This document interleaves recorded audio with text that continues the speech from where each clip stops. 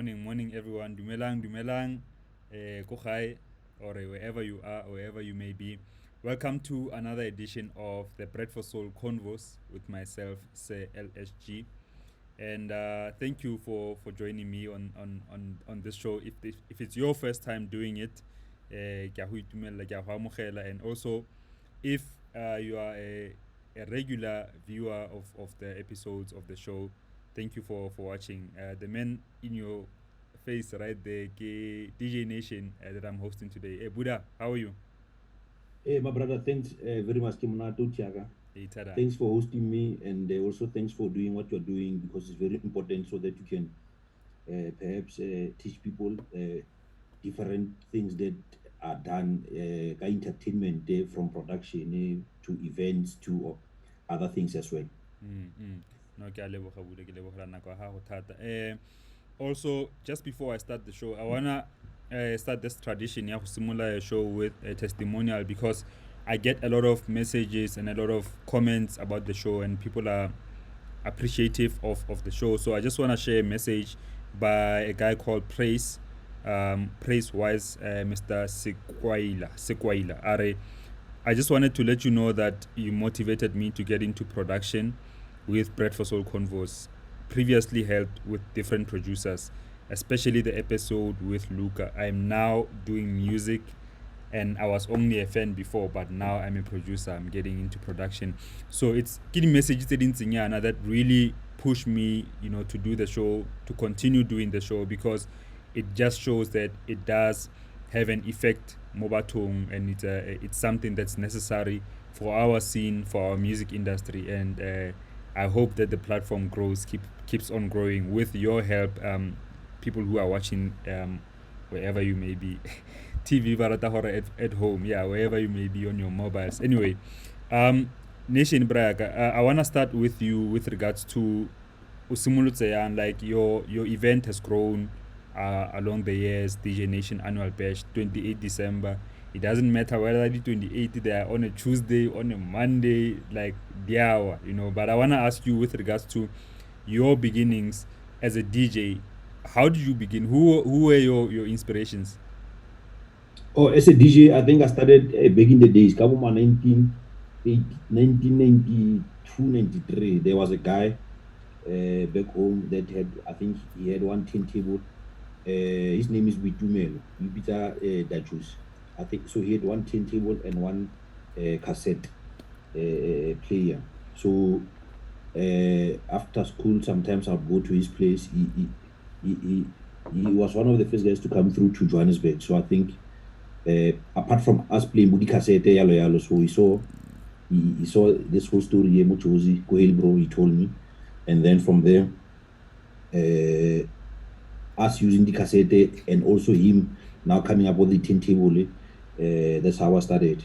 One of the songs that, in actual fact, I started mixing was 45 RPM Mouse T, The More I Get. I think that was the record that I started practicing with. So we would play different songs, cassette, and then from there we would obviously change speed and whatnot with Mouse T, The More I Get. Sure. So that guy he played a major role in terms of assisting me. There's also another one.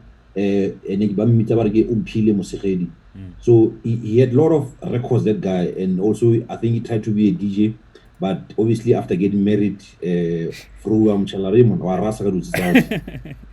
so he just had those records there. And when I went to visit him in Campton Park, I some of his records. I want to be a DJ. I refute none of these things because I'm not gonna use them. Currently, you see, when you get married, there's kids here making noise, wara, so we can take some of one or two bags here. The records are high also, So I think it was a good start for me to have that kind of a assistance from that guy from Kotaum with Dumelo, and then also Leon Pili. So that's basically that. Apart from that, yes, one unanza atlara budi cassette nyana mole le mole, you'd buy the cassette, just a lot of but you could not actually mix. You will just play cassette for people. Sure. After Lara or an annual party, then you just use that kind of a thing to play music for people. Sure.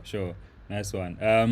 And because we are talking about events, to people that are watching, if you're watching this, I want to know, this is the question of the day. How far have you traveled for an event? And can you talk about travel like distances just to go to DJ Nation's event in Taung? So we're gonna put up your answers towards the end of the show. Just give answer in the comment section on the Sir LSG page, the Best Beats TV page, and all of the other pages that we are cross posting on. How far have you traveled for an event? I wanna know. But I mean, your event is in Taung, and I wanna know about the first one, like the first DJ Nation event. When was it, and how did it grow from there? LSG Meuti. So before the event started, I bought myself sound without DJ back in the village there. You want to have sound so that when people want to book you, you are ready. You don't have issue. So I bought myself sound 2002, 3. The bigger Ranyana Mole, just a normal DJ sound, bass pins, tops, and well, okay, I had 10 tables then already. So I realized that December, sometimes we just go to perhaps one place and there's nothing there, no ring, I want. So I requested my parents that I want to do a party and a fella thing. Is it fine? Then they give me a go ahead. And then that's when now cancer sound and I'm going to have this set up at my place. I think we about 6. I called about 6 local DJs. Flyer thing, it was just handwritten. It was not this now nicely designed flyers, So Majitaba Zwagala, and that was 2006. So we had 2007. So we had about 200 people in the yard. Is that the one that you did in a tent? No, before we go to that one. Okay, yeah, okay. Yeah, so 2007, that's when we are now at the Kohai Now, the following year, I realized, I must continue this party. I want. And I requested my parents again, but now Flopo, event, they were very excited because of they invited their friends from school. Why till time yeah. So 2008, there are about 300 people, 400 people there, and this thing started to become now again momentum. So 2009, that is where now I decided that, you know what, hey, there's too many people here, and I cannot be able to control them. So that's when now I had a local hall, Motau, whereby I invited, I think the first person that I invited there was Christos. In 2009, I told him that, my brother, I'm doing a musical event. Christos did not know West Tau, 2009. Maybe he knew, but he asked me, where is that place? I'm director. From Johannesburg, you must take the N12, you must do this, you must do that, And he started asking me a lot of questions. What kind of music, what kind of sound are you using there? What's it? Most the DJs, they'll ask you, the tech rider, what do you have CDJs? What are you using there?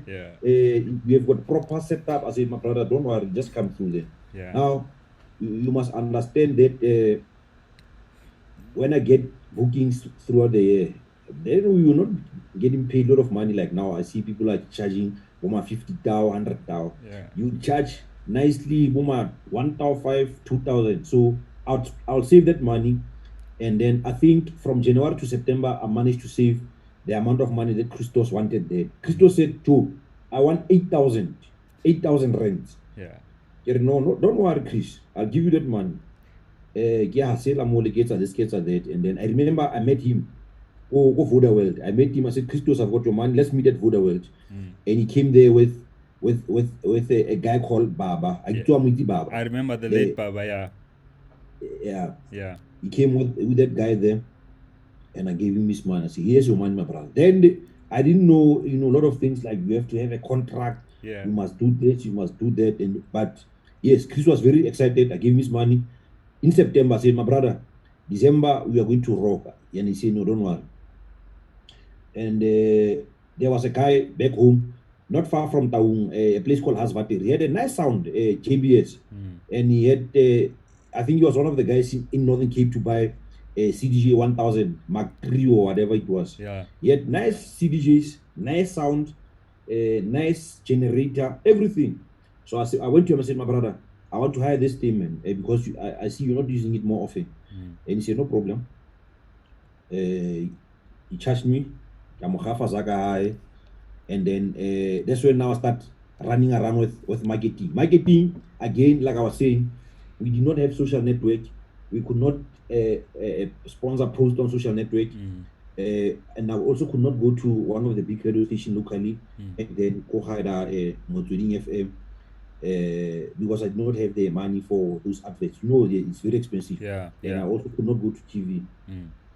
So a bit of word of mouth from people that came Ojarting last year, and also a bit of the flyer, etc., the handwritten. There was a guy that could draw nicely, and then he did something for us quite nicely there. And also a bit of, I think the first time in 2009, I did only 5 banners. There was a local guy that could draw. So I told him that, my brother, I'm doing this. I want you to draw the following things on your you know, those people that will draw art, when this thing or a so I don't draw people here. I just want to tell the people about the show, and that's all. 5 banners mute. And that's how we now move from the house to that venue, that picture with people in the tent. Damn, yeah. I really love seeing and hearing stories about growth, you know, because like when people see your event right now and they see like 20,000 people, like they see so many people, like, and some people only realize the event then and they think that the event started like that, you know. But I want to ask you about, you know, challenges, some of the challenges that you had to go through with regards to growing the event, you know, and what learning as you go. Yeah, let me finish the stories of Christos. Yeah, okay. As one of the challenges. Sure. Now you must understand that it was the first time that I had to make people pay at the event, and obviously I had to spend a bit of money to host that show. And also I was not sure, people were not sure if Ilore, that because Christos was the main guy in 2009, they were not sure that Christos is going to come through. So the first challenge there was to convince people that I have booked and I've paid Christos. That was the main challenge. And also to make sure that the sound is proper. When you do the thing for the first time, you want to be running around because you're not quite sure what to do. You don't have any background. You're just doing it out of love, and you are hoping that okay, everything will go well. Now, Christos, on the day of the show, the first challenge was obviously the fact that our people in the village does not believe for Remona. Our DJ Christos,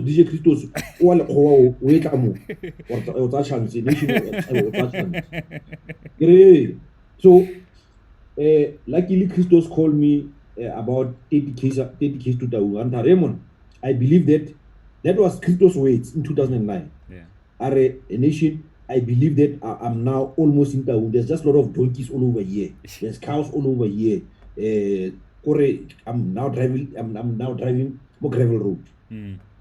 So I drove that 15 km of Blamina Diamond as Wakali Christos. So you can imagine about 500 people. In actual fact, 70% of the people are outside the venue because they are unsure. They can't pay $30 as a cover charge. Now that was the first challenge, LSG. Sure. Now when they saw Christos, everything changed. Then they started to pay, and some of them started to. Back then it was BBA. You remember BBA? Yeah, BBA. Sure. That BlackBerry, full-time BlackBerry. Yeah. What the WhatsApp BBA? Sure. So ba send the message say men was and stuff, yeah. That was it. That was 2009, and I think I had about 1,000 people coming through, 1,005 people from now Ukujarting from 12,500. Yeah. The other challenge there is now having to trust people because you can't do everything alone. You have to have someone at the gate collecting your cash, doing this, doing that. Now, the challenge is now having people at the gate that you have to trust about Dazak, and not having any system in place to try and mitigate those people who are, okay, there's 1,000 people, take it, run that means I must get 30,000, for example. So whatever the money they take from themselves out of the gate taking, it's some of the things that you have to deal with. Yeah. And I wanted to ask you actually about that team, because like, firstly, I've played twice at your pre-parties, and I think, I don't know, every time that I've played at your pre-parties, you seem to be very hands-on. Have you got banned by people that you trusted before? No, it's part of the game. Tlamele, that's Pitori, but Tlamele ba noke me bala. Tlamele ba noke, and that's the only way that you're going to learn. So with years, I started to realize when I attended event across the country and neighboring country, Swaziland, Botswana, and the likes, so you see how other people are doing their things in terms of the gate takings and how they do that kind of a thing and whatnot. So after 2009, I realized that to mitigate the problem, issues that gating, then I must now move to a ticketing system. Now the only ticketing system that was going to work for me, because of we only have what shop writing that was complicated. So to mitigate problem but one gating and stuff, that was at least challenging or I think 2010 I'm going to overcome. But little did I know that ticketing system as well is finally the challenges I want. So yeah, one of the challenges was dealing with cash at the entry point being also having to make sure that people trust what you say. Another challenge is doing something. Also, it's all the regulations that you have to follow. You have to apply like now when you do event, you have to apply and they have to create your event, low, medium, high, and you have to have all the stakeholders that has to on a regular basis have meetings to discuss with the floor plan, to discuss security, to discuss with the insurance liability and stuff like that. So what another challenge was in 2011, 2010, I think, when I moved the event now to a bigger venue. I did not know that I'm supposed to apply at the province for those kind of things. And on the day of the show, some guy from disaster management came through there. Bro, wa bona go be re busy, busy blind to no show. I don't know, no, you can't have an event without applying at the province. I'm canceling this show. Bro, now I did not know, to tell you the honest truth. And then I think that guy Archela or Noki is fine. He started checking the sounds. If the sound is fine, the generators are fine. A lot of things that I did not know. So that guy Ankhabudi said, no, you have to do this, you have to do that. Put that, remove that, put that. But then take what either show. And the show continued. And sorry, because you mentioned that in your computer ticket, because I remember there was a year where it seemed like you were robbed the system, the ticketing system, and more people had bought tickets than actually more people had tickets than they were actually bought. So what happened is that now when you move to a ticketing system, the people that you work with at the gate, you also need to educate them in terms of what must happen. Obviously, some of them have got their own intention as well too when they come to the show. And a bit of criminality and acting and that, because what they do is that they would come to the show, they work for you as a team. Now, instead of taking tickets and tearing them and giving people the stuff, they would now take the entire ticket and keep it to themselves. And then after that, they would now go outside and go and sell the same ticket for like half price. So those were some of the challenges that I did not know how to handle them. And obviously, I had to start educating people with time. Now, when the event started to grow, one of the issues was that I only saw that in the urban areas, you would get people buying fake tickets. You'll get people literally from Josie, Pretoria, Josie, going to Bloemfontein, Makufe, 60C or wherever. They'll come with fake tickets outside the venue and they'll start selling those tickets. Now, our people, I think they were not educated or they were not aware. Some of them buy this ticket unaware that these are fake tickets. Now, only when we started using the scanning system at the gates, you bought a fake ticket and then how fikara ticket that thing has span because of a guy is telling you that no, I can sell you this ticket for 180. I mean this ticket at 180. Now guy only got $100. So that was one of the issue of one of the challenges that we had, because now I had to deal with disgruntled people that bought fake tickets, and some of them were aware, some were unaware. They thought that no, it might be some of my people trying to assist them so that they can get tickets quickly. So with time, I also had to educate them and tell them that you only buy the ticket you can't go and buy tickets at a person most start and fell out ticket like when you go and watch soccer you see or what happens most of the time.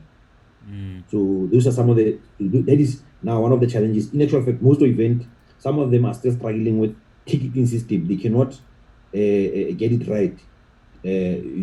Yes, of course, we would catch few guys that are selling, and by Malita Demato so way too. They will tell you so way too Pitori, Josie area basically.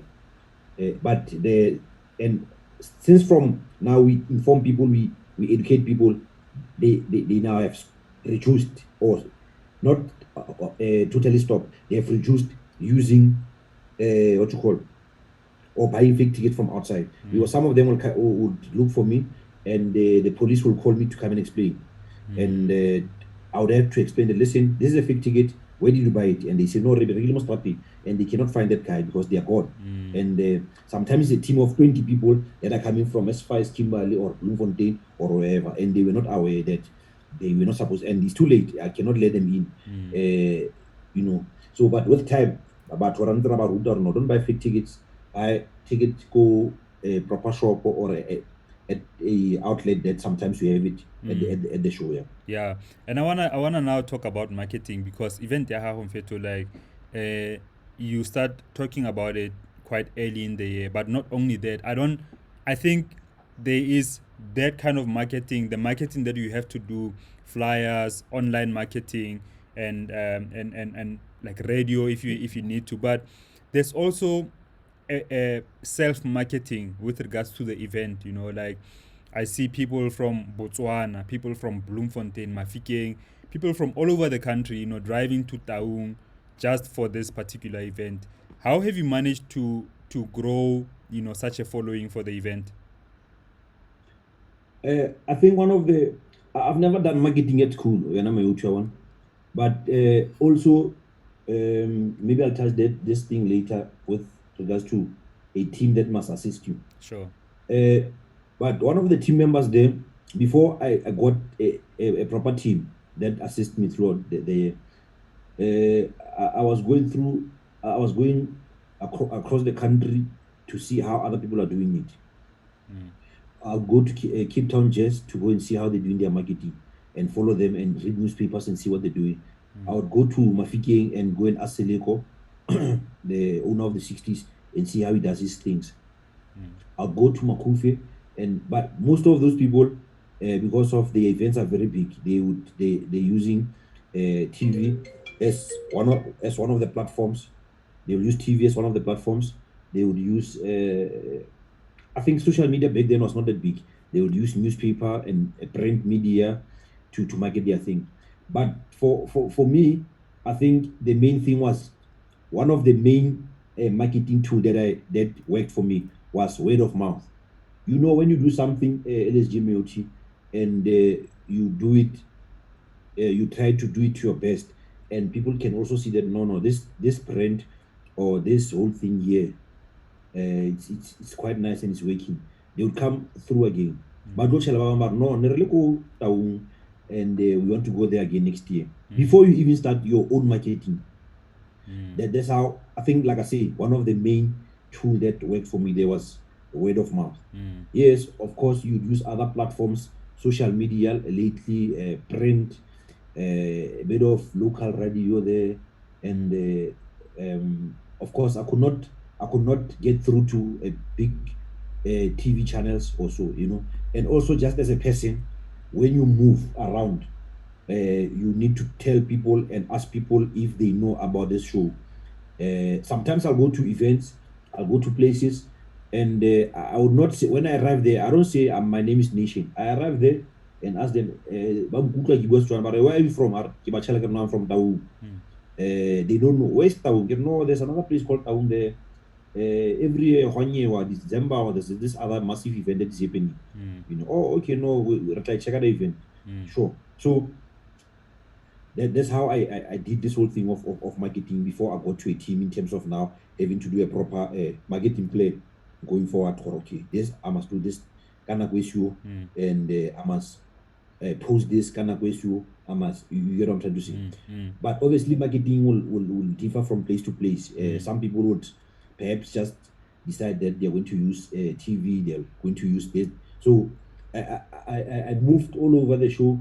I told people about my show, and also making sure that what I do back home, I don't lie to people. When I say that LSG is coming through, I made a specific arrangement with LSG to come through in terms of how is he going to get his payment before or after the show. Because of now, also when you're not real, when you lie to people and tell them that these things are going to happen, or only Knoxman, or if only Knoxman and the event organizer, they would now go and advertise. Back in the days, that's how some of the people made their money. They would advertise, false advertising. So I did not want to do that, even if sometimes I lose money, cash flow, not make profit or whatsoever. I had to make sure that what I say happens. Of course, some of the things are beyond our control, but marketing obviously differ from place to place. But the main one was, I think, word of mouth, and making sure that whatever that I say I'm gonna do, the artists you make sure they are and Sure. Nice one, Buddha. And I want to ask you about money as well, but before I do, I want to ask you this: what was the biggest number that you recorded with regards to attendance? I think the biggest number was about I know SABC came there one day, and there was a video that they said 40,000 people coming and whatnot. Officially, it's impossible. So I think the highest number that I had was about 21,000 in the show. And yeah, sorry. And obviously it fluctuates. Sometimes it can be 20K, sometimes it can be 16, 17, sometimes 15,000 or so. So it goes up and down. So I can say the average is between 15 and 21,000 basically. No, that's still like big numbers, Buddha. And I wanna know from you, like, I know that you are, like you just explained to us, you attend a lot of events, you go through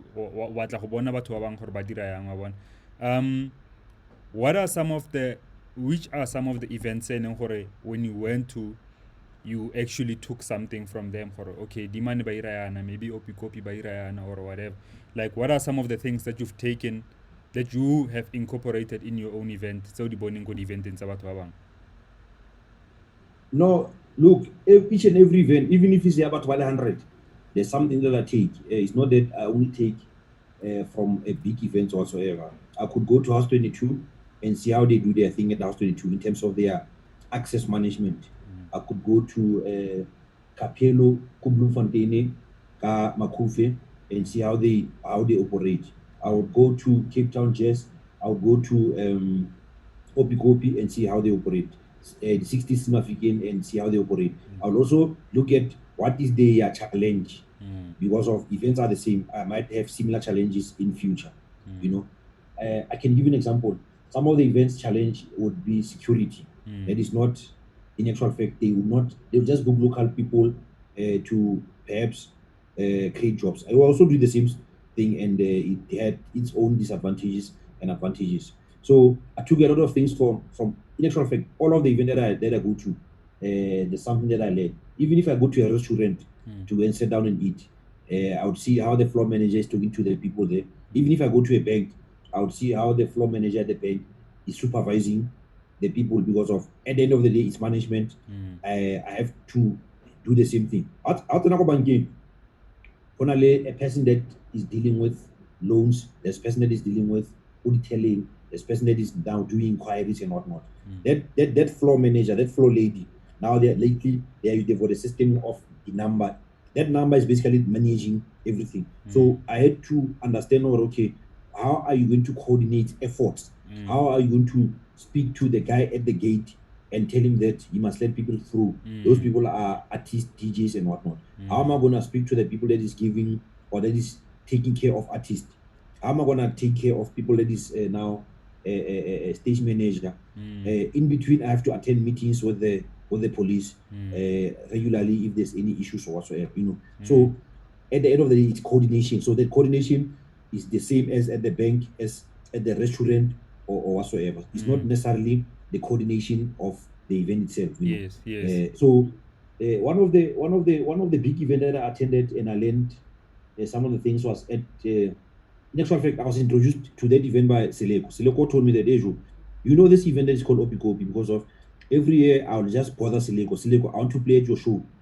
I want to do this, I want to do that. Most we will hustle, and up until Seleko took me to Arejo, Are the 60s. I mean, Are Opikopi. So that Opikopi there, obviously, I see how white people do conduct business in terms of before you enter the venue, inside the venue, and how they run their shows. At Opikopi, there's people that are dealing with artists, floor managers, that are the people that are dealing with the sequencing of artists. After this, at this stage, LSG is performing there at that stage, and when you go there, there's someone that is taking care of you at the Red Bull stage and whatnot. So back in the day, I used to do everything myself. I would control everything. I'll be the gate guy, I'll be the security guy, I'll be there. Hey, Black Coffee, you want this? I'll run around and go and get that, and I did not understand, Sure. because of I wanted to make sure that everything goes smooth. That's why that was before I had a team. So now going to these shows, I learned that you must have a team, and you must have a professional team. O sa tsaya motho fela or no, hey, di mane ke mpeng jaaka or ke mo feature. Because when you do that, you are going to have an issue. Those people just want to be backstage and taking pictures, label Black Coffee and whatnot. Some of them, yes, it's like that, and some of them, they would just want to panel extra the armband so they can have their friends coming through, go backstage, and then. How about say ya ka Spani ba bang wa bona? Yes, ba bangwe they don't take it ka Spani. O mongwe wa tla da o tla ona bojalwa, and he's responsible for kore o mona bojalwa re mo bojala bo. Ke wa di artist le di DJ. Ya no wena make sure manyora ba tsena wa banaya. Now the same person, wait, we tell is the owner of the bar. Don't be people like Abu Bakr, finish 18, that's a deal. I tell her, and also now, you know what I'm trying to say. So those were the challenges when I'm out. I had to learn the hard way. That's why I'm saying is that every event that I go, even now, after lockdown, after this corona whatsoever, I'm still gonna attend the shows and see what people are doing at these small places. About 100, they go also way to the Mopitori, just to see how people conduct their business. It's very, very important. It's some sort of like research. It's collecting data, and then from there filtering that data so that whatever that you would want to use for your show, you can use it, and some of the things that you don't want, you can put it aside. Maybe use it at a later stage. Sure.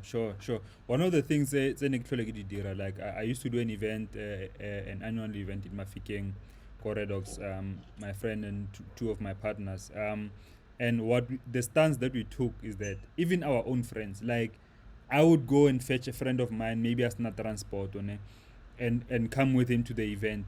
And at the gate, ke follows. That man is once up at the because like my friends knew they have to pay at my own event. And you doing an event like this, your event is big, including the pre-parties, which we'll talk about later. But I want to know, how have you handled those relationships? But everybody's asking for accommodation from you. Everybody's asking for free tickets, VIP, Bojalwa, and how o handle I handle it, Brian? Because now suddenly everybody's your friend. Yeah. Yeah. No, LSG multi. Like I'm saying, when I go to the shows, I would ask these people, like, say, what I agree now I've collected the data from attending the shows. So I know when you go to House 22, JRA led their partners, they 3 or 2. Yeah. I know how they operate there. And when I go to the shows myself, the one of the most important things LSG each and every show, I buy my own ticket.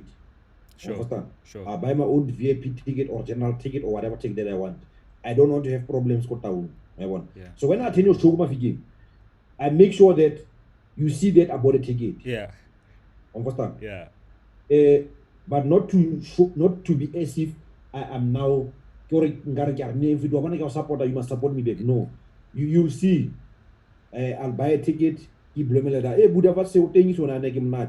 you'll see when I sell, you'll see I'm bending or no. This armband, this guy paid. Yeah. It's not a free armband. So I tried by almost to buy my ticket to avoid that. So now at the show or before the show, what you do is that obviously you advertise, you sell ticket, that combi ticket or whatever. You just dismiss those people nicely. I'm not my sister ticket is I don't have the ticket them on they combi ticket. Yes, of course, there might be few people that you'll give from a complimentary also. But now imagine if you give everyone come figure. For complimentary ticket, kando atla wa mokaya, HK atla wa mokaya, and HK utla le batho le 5 ka koloi kima ka V250. Wa bona ntse so you're going to have a problem. You're going to have a problem. So you need to draw a line in terms of how to deal with the clients, but you must deal with them in a nice way. There are times whereby go VIP, I go outside there because our people at back home not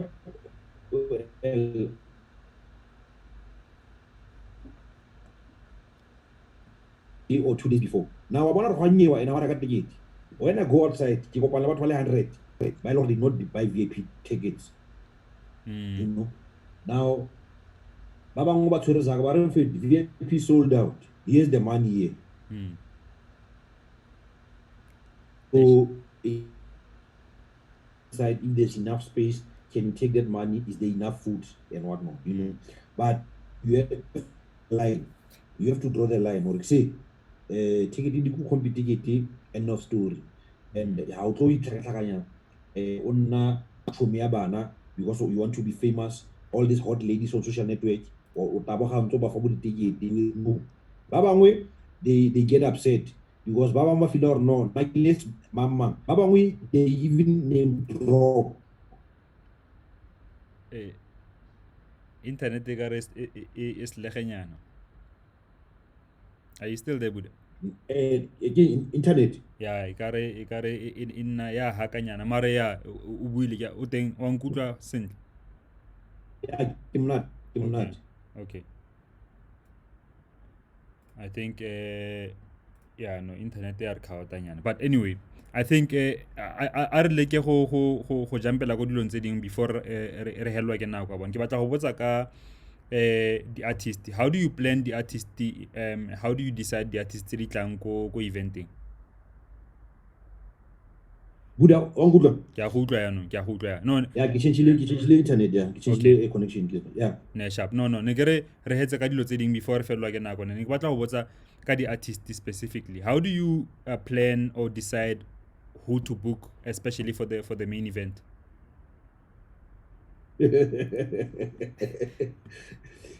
Look, it's a bit challenging because of everyone wants black coffee, everyone wants that person, and and also it depends on availability of the artist as well. And also when you do a lineup, I think you have to be realistic. Even if I love deep house, I cannot only put deep house people on the lineup. I must make sure that people are satisfied. So I would try to make lineup in Orange is going to satisfy at least 70% of the people that are coming through there, because each and every person banally their own person that they would want to see there. And sometimes some of the artists would not want to come through to town. Some of them they just become too much expensive for the, lately this X amount of money, and you cannot now, you if because of you want to satisfy the crowd back home, you cannot now someone take that person. It doesn't work like that. So you have to balance when you deal with this whole story. Lineup. You must make sure that at least lineup is balanced. 70% of the lineup, most of the people that are coming there, they are going to be happy. Sometimes I've also realized that other people, they don't even care who's on the lineup. They are just going there to go and have fun. And I think that is the better approach in terms of approaching entertainment as a person, to say that, what, I'm going there, I'm going to have fun, and that's it. I'm not looking forward for any other specific person. When I arrive at the show, if only maybe someone that I love, then it's like that. There are people that come to the show, they don't even they don't have social network basically. They don't see the event. They've been there maybe once or twice, and they know they are not going to be disappointed. Of course, there might be challenges there and there, but they know those smaller challenges that they have to, at the show, of accommodation limited in their own traffic, those kind of small dynamics. But mainly when you do your lineup, just make sure that at least you balance it. It's kind of one-sided. It's kind of fell or no, a specific genre, and then you don't accommodate another genre. Yeah.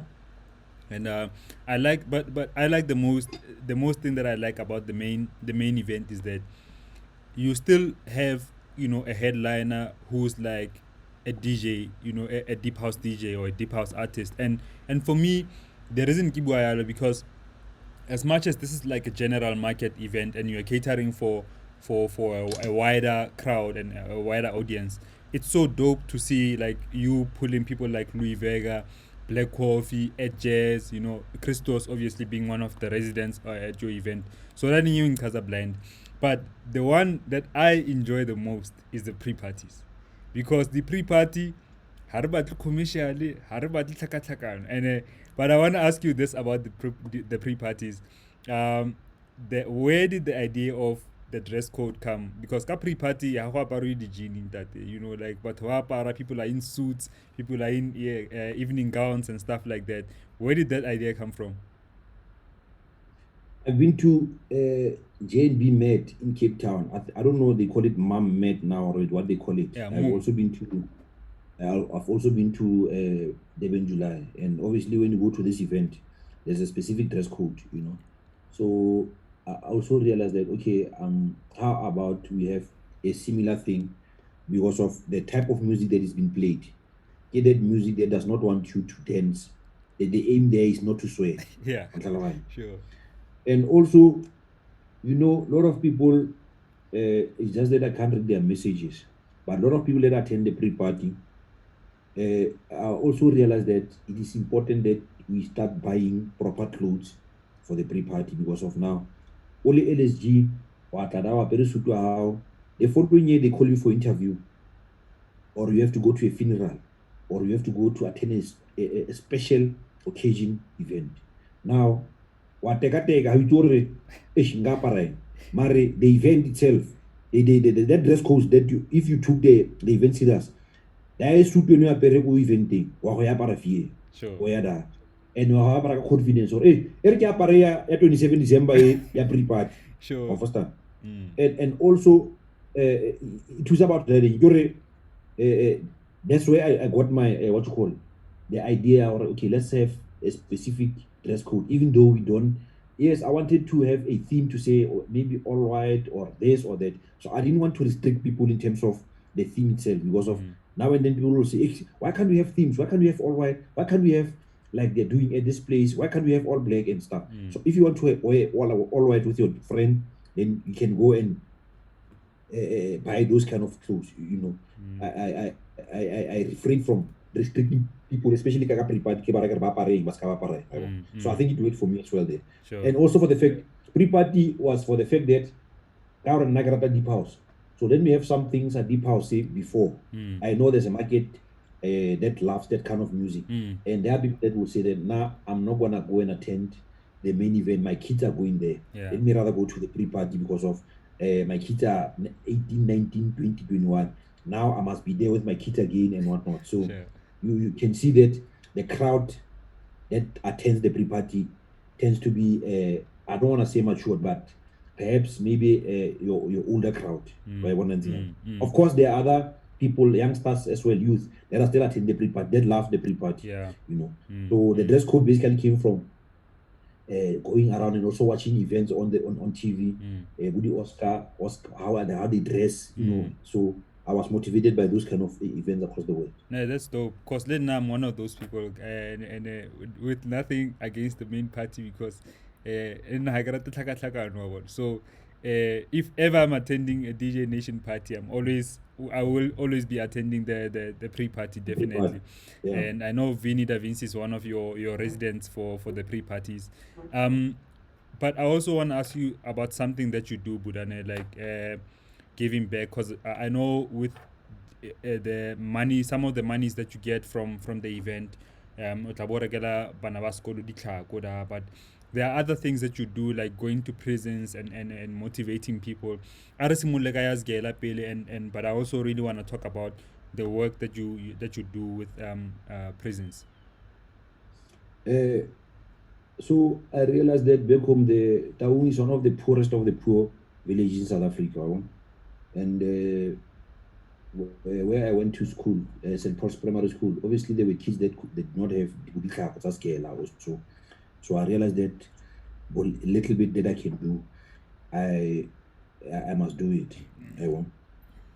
There have been times whereby you go to a school when I LSG.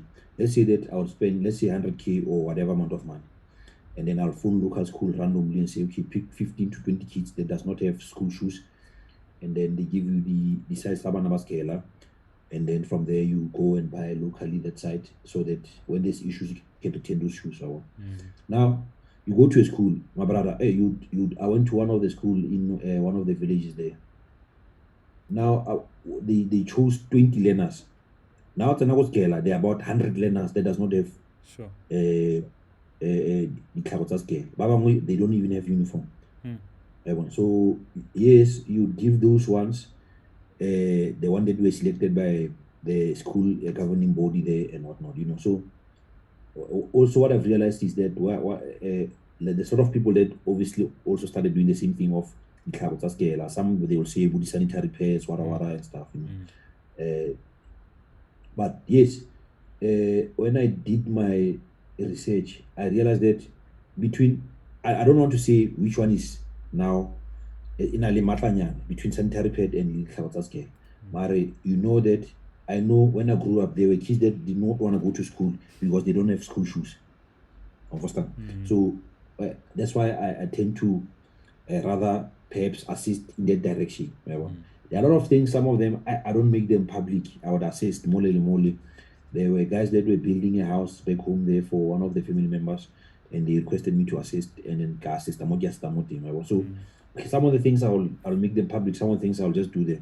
There have been learners that I assisted to university. I think one Kovete, Fiugo, Unibo, Fiugo, Town College, and also the college in Pudumong, the local agricultural college in Town. Yes, and of course, when you do those kind of things, people would want to say that no, maybe you are not doing more, or they feel that you're supposed to do a lot, and sometimes they don't know your budget. Sometimes you don't have natural fit money to assist in those things.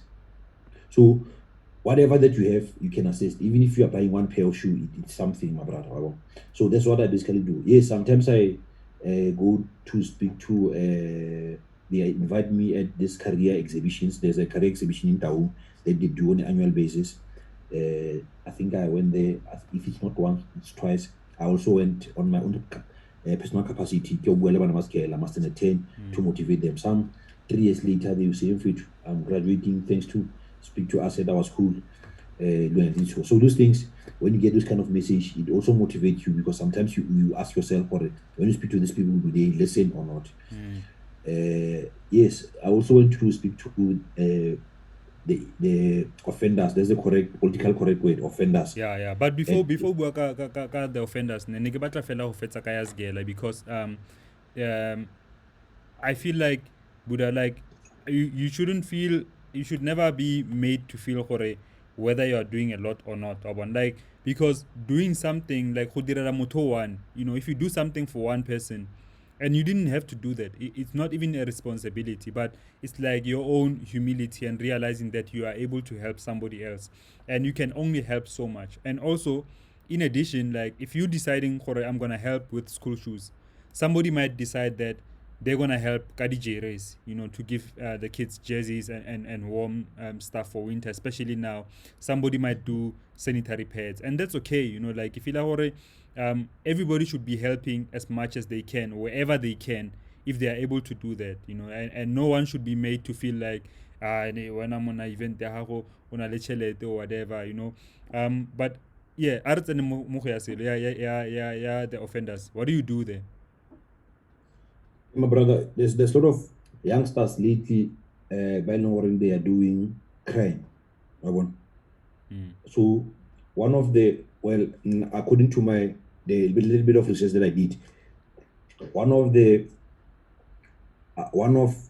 things that I realized that I must do is I must go and speak to them and hear why are they doing those kind of things, and also motivate them. I went to Kimberley there. I made a presentation. I did my research, and when I was there, obviously the main thing that I was addressing was education. I also addressed gangsterism in prison there. I also addressed sex in prison.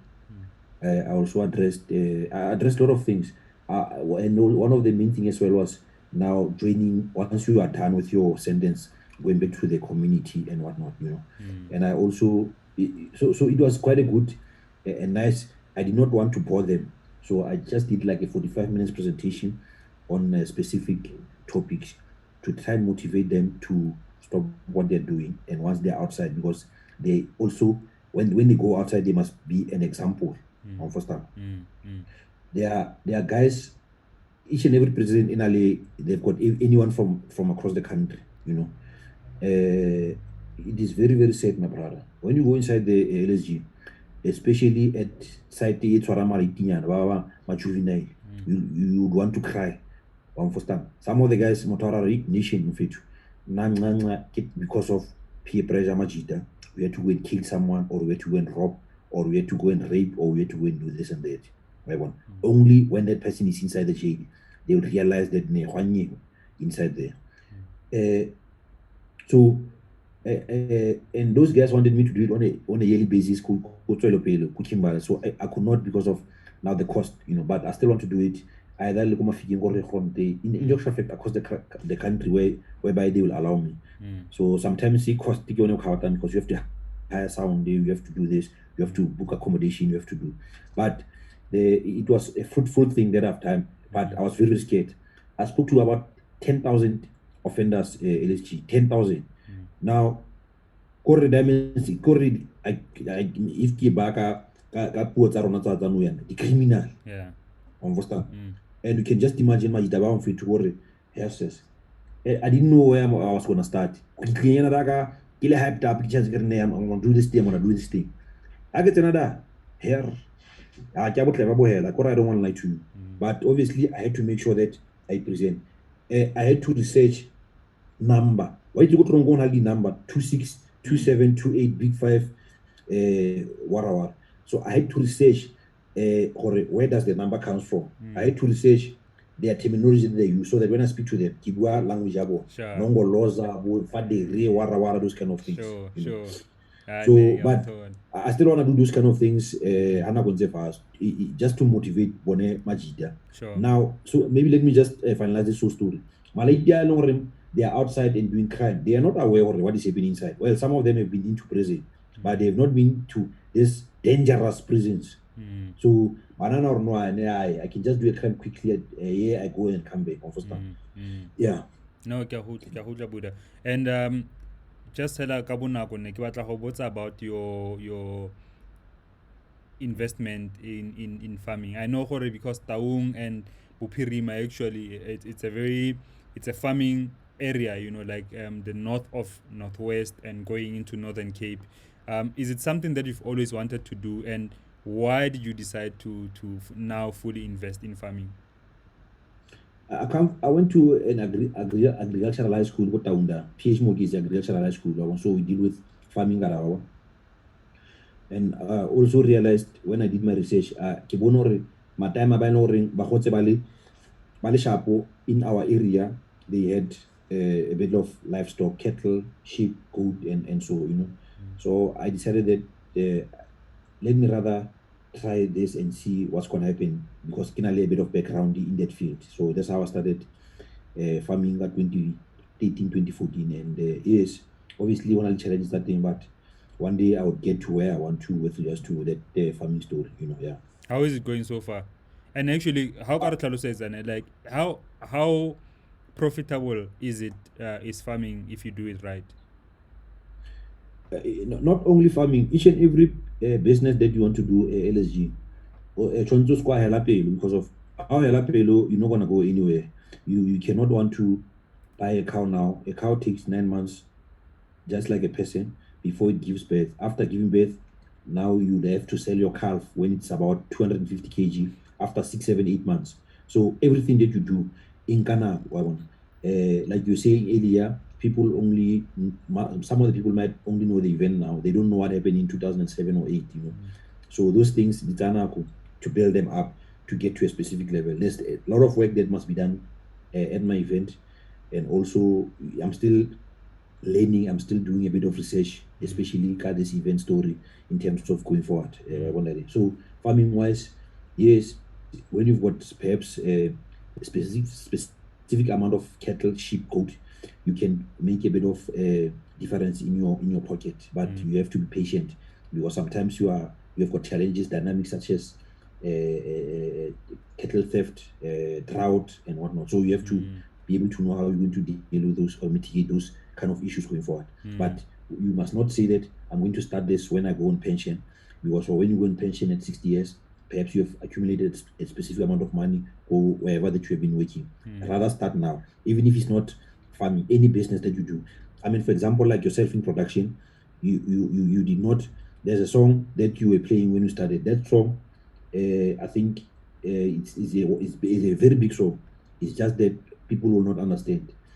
You did not start production and do that song same time. It took you some time to understand how to match all the keys, all program everything also. So you grow with time in terms of production as well. You don't start now and then you do a song quickly and overnight, regardless of any genre. Can be amapiano, can be deep house, can be Afro tech or whatsoever. But you have to take time to get to that specific level in what you're doing. Learn and so that how when you deliver the product is very, very good. Sure. And because Ribua ka kettle, and I might as well just throw it into food now, because one of your hobbies that you've taken very seriously, rather, much more serious than I have, is cooking. And that it's a my amphit, like how has it been, the experience of just being a normal ordinary cooker wa papa, like lady nama, but to be doing those kind of dishes that we see go the restaurant and the majabaja. Like I say, maybe everything that I do, I take it very, very serious. So it depends from person to person. So obviously there's a story behind cooking as well. So I don't know if I must share the story. It's a bit painful, but it's not a problem. Share the story, please. When my ex-girlfriend dumped me in 2000 and how much, 14, 15, 16, 16. So I had to find something to heal. You get what I'm trying to say? So it was either going for counseling or I also started reading a lot of books, motivational books there, So I told myself that, what, because now I'm going to be staying alone, I'm not going to be buying takeaway every day. So I started cooking, and I realized that I sat down and I said, what, let me do a research on this cooking, how this thing is done. That's how I started with this whole story of cooking. And it's with research that I do. I don't watch other TV channels. I would watch only 175, a Food Channel Network every day. Like now, after this, if I'm not doing Spanish scala or listening to music also, I'll go 17. I'll watch 175. I know a lot of people would Bashebe Buko, Mora, Buskim Sambo Mama. So yes, but with passion and obviously now, like I say, I had to heal from the pain. Stress and that's how now I started on a daily basis, making sure even if I go to a restaurant, LSG, and I order something, I see what these people, they could have done this, they could have played it like that, or and I go back home, I go to YouTube and go and research that specific plate. How did they do this thing? How to do this thing? Up until I'm in a position whereby I don't have to look at any recipe. If I want to cook lamb shank, I can do it maybe different, 5, 6 times different. If I want to perhaps cook some of the Chinese dish, I can. You know what I'm trying to say.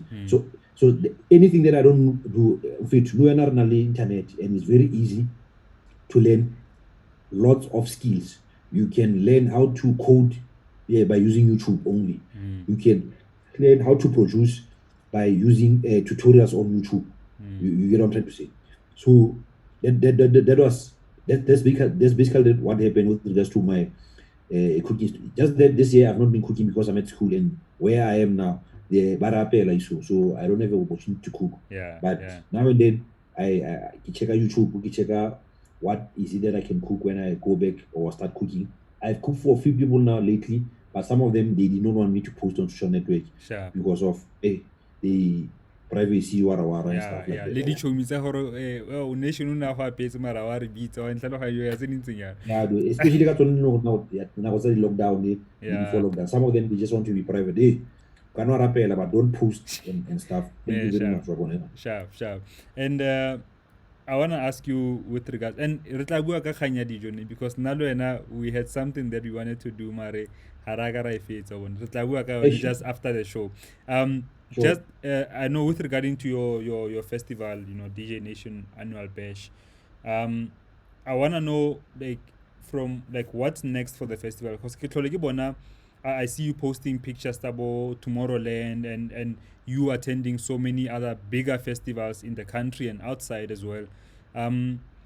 Where would you like to see the DJ Nation Annual Bash in terms of size, production, and otherwise? Meuti, this event, there's a lot of events that are similar to Tomorrowland. There's a lot of events in Germany, Greece, across the world that are very, very big, with the attendance of over 150,000 people attending the show. There is event in one of the states there in USA, event at Bengali Pike. That city, there's nothing happening there, but the entire town, they make their money once a year during the show, and that's it. Now I want to get to that level. Yes, some of the people came through to do a study, and they told me the amount of money that is being generated, the event is generating around.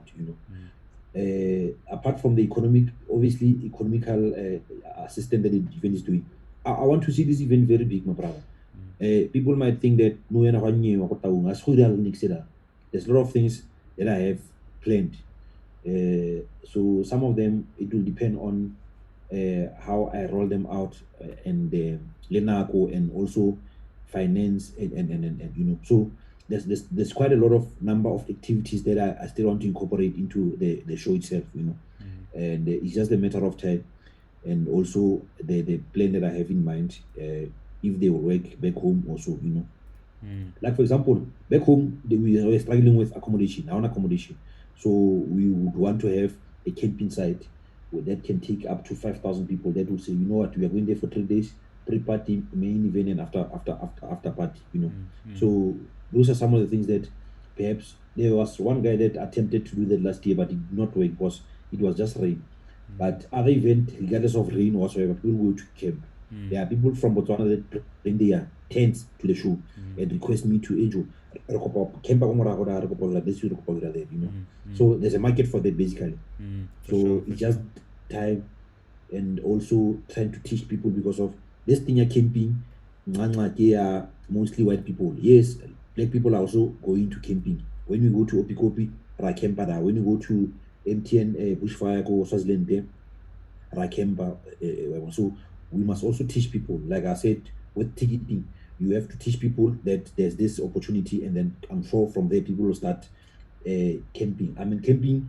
There's, I'm sure you've been to Opikopi, my brother. Yeah. That is like some of the camping sites, like 5,000 later. I'm sure you have seen them how they do that. So, like I said, just to sum up, there's bigger things that I still want to do with the event. I still want to take the event to the next level. Going forward on tournament. Sure. Now, Fetu, like I wish you all the best with regards to that one, and I believe that it will hold an event, and I actually also appreciate the people who have supported your event over the years. You know, like the people who support religiously every year. Motoaka kwa mwira sepekadi 28. I've got a friend of mine, Rapelang Komafikenda. This guy, we can be like, okay, Fetu, no, okay, I can't go this year. Abarne Lena he can go. Marakani 28. Diamond Kimuto, Himona, give a little lift you. So you've got people like that, and that's amazing to watch. Just to close off the show, because today we had a question of the day. How far have you traveled for an event? Terence Are, he's went from Josie to Taung, homecomings, and then Tselane Are from Pretoria to Taung. Kagiso Rotswa Rusty aya Taung. Yeah, but why it's Taung. Popo Adons he's been to We House Sundays in Cape Town from Johannesburg, and the last one, Tsepo Seleko are from Swaziland to Taung, and he doesn't regret. From 2014 to 2019, always a blast. So it's people like that, my man. How far have you went? What's the furthest that you've traveled for an event? I think it was at the Sunday countries. I went to Mozambique to attend one show there. I went to Botswana to attend few shows at Botswana. I went to Maputo, Mbamba in Swaziland, Botswana. Yeah. That's the furthest. Obviously, high. Cape Town, you locally, you Makai, Cape Town, Bloemfontein, Bomapi, Devon, and stuff. Yeah. Sure. So I wanted to see how other people are doing it in their countries. Obviously, when I was also in other countries outside, I would not want to say that I traveled there, but sometimes it was just a coincidence that I went to a country, and when I was there were shows. Like when I was in Cuba, there was a show in Cuba that I attended.